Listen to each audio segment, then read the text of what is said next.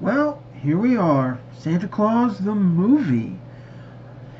You know, I have to admit, I found this one for like $5, and you know what?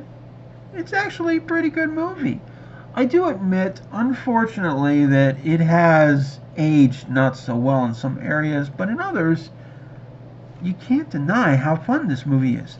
And for my third day of Christmas, well, my first Christmas season, anyways, I felt this was a good movie to review. Now, I do want to apologize because this is a day late, but I was really tired on Sunday. I had to work this weekend, so, I do have a life, and I do have a job, so that's why I don't get paid for YouTube stuff.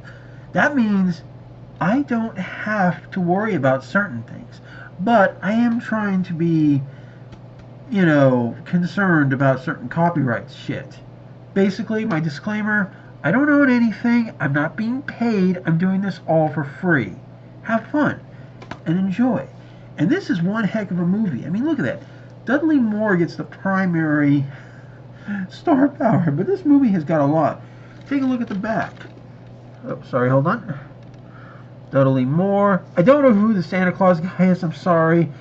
I honestly don't know who the actor is, I'm sorry. There's Dudley Moore. This is actually a pretty surprising movie, and to be fair, just the list of special features here is actually pretty impressive. And remember, this was only $5. It even has a THX optimizer in the options, and I have taken a look. Now, yes, the making of is still pretty much right from the VHS, but it's still pretty good looking. And the movie itself actually looks pretty good. But again, a little points are docked from this for mostly it being a, well, how do I say it? Mostly it being, a DVD and also being a 1980s film. And this wasn't, for its time, a low-budget film either, so it's kind of cool. Now, let's talk about some stuff here. As you can see on the cover, I'm not going to be showing any video of this one. Sorry, probably another next video too. Just want to get some stuff done. As you can see, the primary look of Santa Claus is there, but I do like the fact that he actually has this overcoat here. That's a little different. It's actually quite impressive, and it does give a unique feel. There's even a few other little traits here. One of the big things I like is the sleigh. Take a look at that sleigh. Now, it's hard to see it here in this picture, but this sleigh actually has a lot of content built into it. There's toys and stuff on it. It's really well done.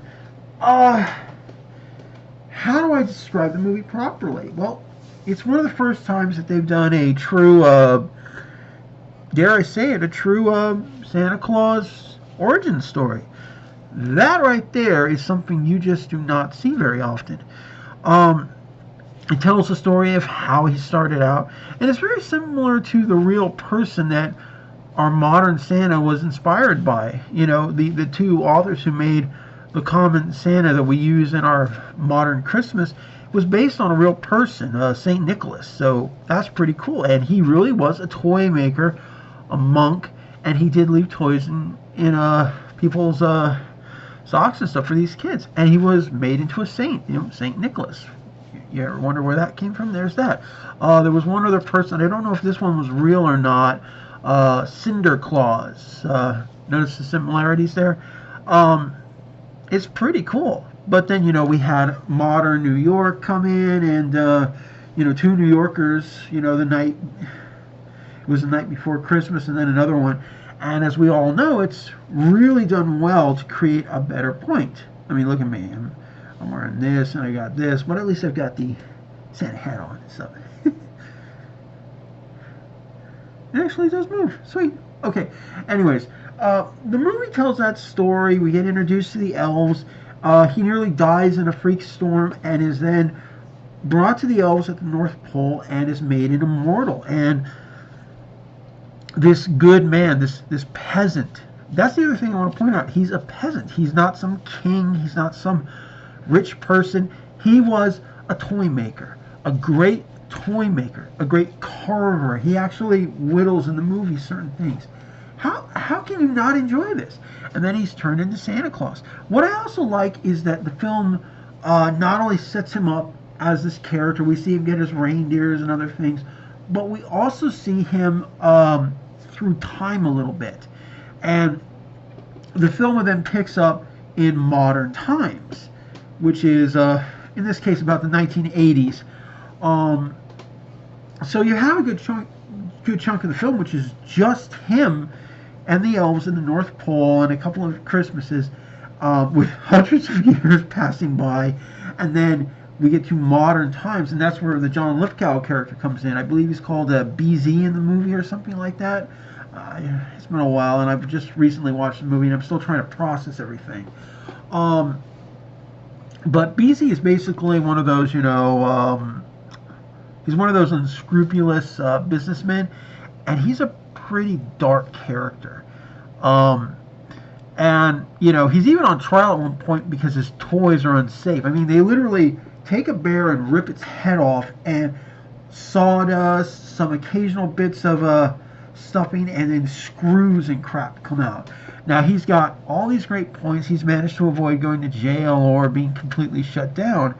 And eventually, Santa Claus's elf, the Dudley Moore character, goes into automation to try to keep up with modern times. The problem is that much of his first range of toys work perfectly, but then everything falls apart as he overuses the line and things aren't working, and then toys start coming back. It's the first time it's ever happened, and he takes responsibility and leaves and actually goes to New York, where we meet BZ's, I believe we have two kid characters, this boy who's like a greaser kind of character, and then this girl who turns out to be BC's niece and stuff.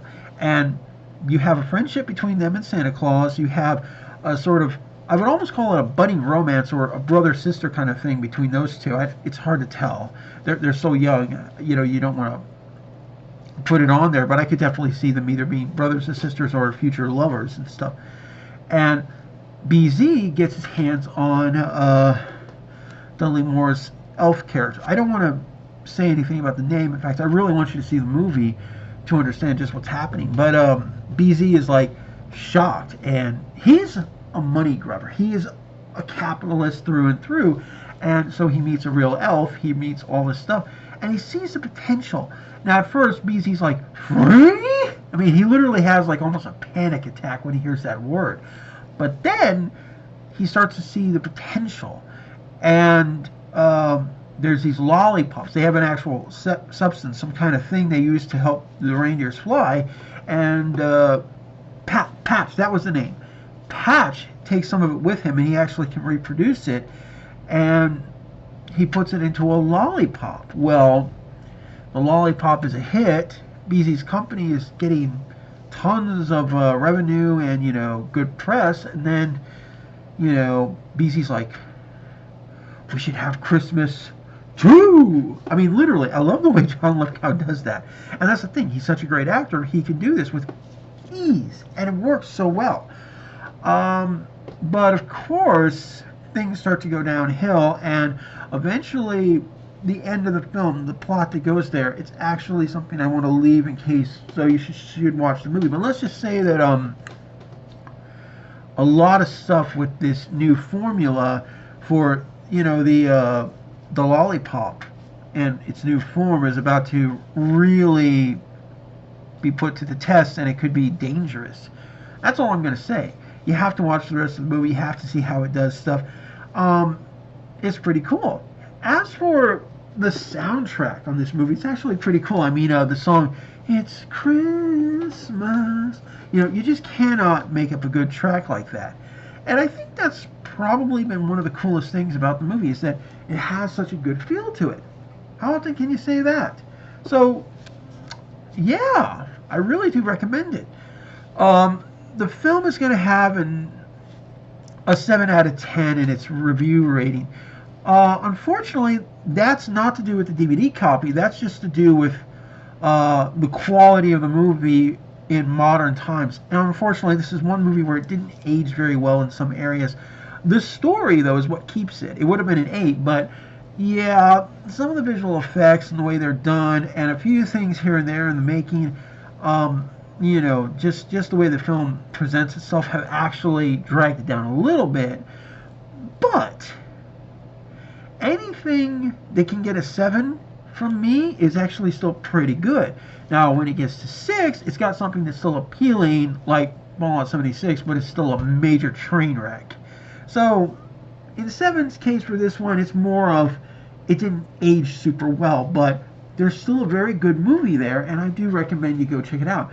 And to remember, this is not the one with Tim Allen. I actually will review that one probably next year and some other stuff, but just not this year.